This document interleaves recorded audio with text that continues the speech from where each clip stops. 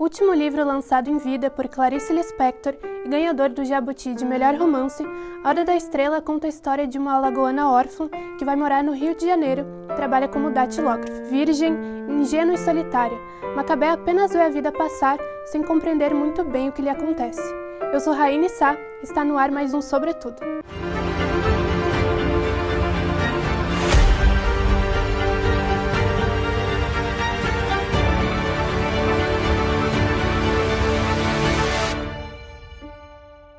Em 10 de dezembro de 1920, na pequena aldeia de Tchekchalnik, na Ucrânia, nascia Raya Pinksasovna Lispector, que viria a ser Clarice Lispector, um dos maiores nomes da literatura brasileira do século XX.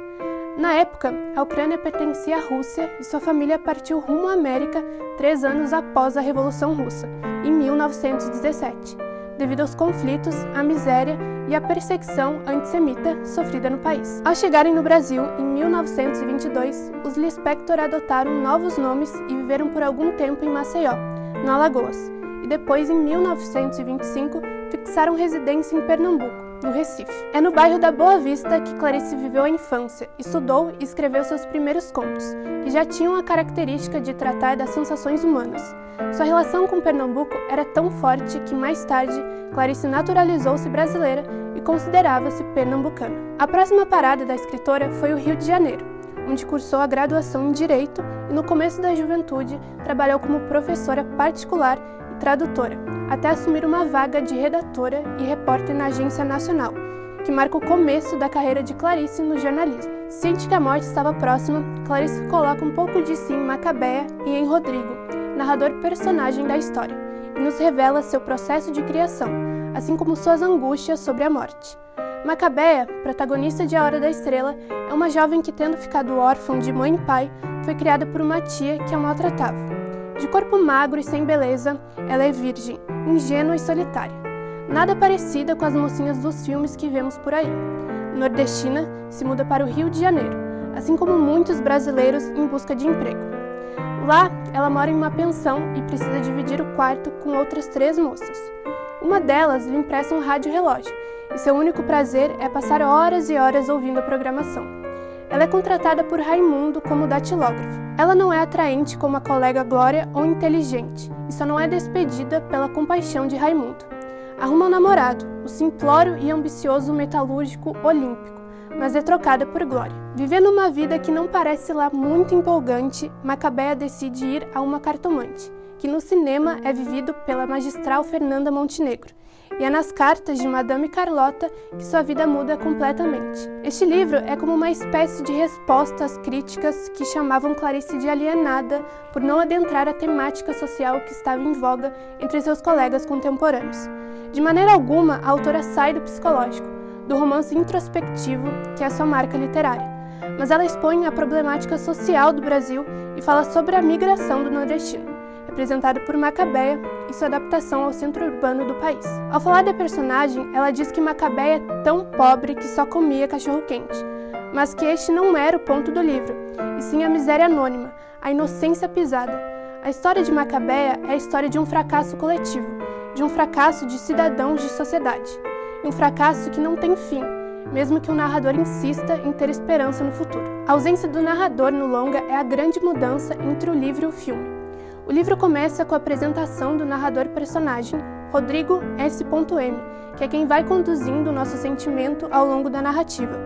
Como se sua indiferença garantisse alguma neutralidade, ele é apático com relação a Macabéa e deixa a cargo do leitor ter ou não empatia por essa moça anônima da história. É curioso que Clarice tenha escolhido um homem para narrar essa história, principalmente em um livro que fala tanto sobre a questão da autoria. Ela problematiza a situação da narração e da escrita numa sociedade que marca tão bem papéis masculinos e femininos, que geralmente delega ao homem a tarefa de narrar. Afinal, quem melhor para narrar a história de um vencido do que um vencedor? A diretora do filme, Suzana Amaral, escolheu focar sua narrativa em Macabéa, essa moça que parece o tempo todo estar sendo agredida por uma cidade que a engole. Suzana Amaral, em sua adaptação, teve o delicado trabalho de imaginar e criar aquilo que não está posto no livro, como o aprofundamento da personagem Glória, colega de trabalho de Macabéa. No filme, a presença da personagem ganha mais destaque do que no livro, para entendermos o que ela representa na vida de Macabeia, porque, apesar de trabalharem no mesmo local, elas são seres de universos distintos. Glória é a figura da mulher que Macabeia nunca será, desenvolta, curvilínea, cheia de pretendentes. Mora no subúrbio e come carne todos os dias, enquanto ela, Macabeia, é magra, amarelada, sem expressão nem vaidade. Não sabe o gosto que tem a carne e tem sua felicidade num gole de Coca-Cola ou num pedaço de queijo com goiaba. Leva a vida sem pretensão de futuro e sem exigir nada do presente. Afinal, nem sabe do que tem direito e pouco se entende enquanto gente. Além de ter conquistado o maior prêmio literário do país, o Jabuti, A Hora da Estrela arrecadou uma série de premiações em festivais de cinema. Entre eles, destacamos o Festival de Brasília, de 1985, em que o filme ganhou 11 prêmios. Melhor filme, melhor direção, melhor roteiro, melhor montagem, melhor fotografia, melhor cenografia, melhor trilha sonora, melhor filme do júri popular, prêmio especial de crítica e ainda melhor ator para José Dumont, o Olímpico, e melhor atriz para Marcélia Cartacho, a Macabeia. Clarice Lispector faleceu em 9 de dezembro de 1977, um dia antes de seu aniversário. Pouco tempo depois, foi ao ar pela TV Cultura a famosa e última entrevista concedida pela escritora ao programa Panorama. A pedido de Lispector, só deveria ser transmitida após a sua morte. Decide assumir a carreira de escritora? Eu nunca assumi. Por quê? Eu não sou uma profissional, eu só escrevo quando eu quero.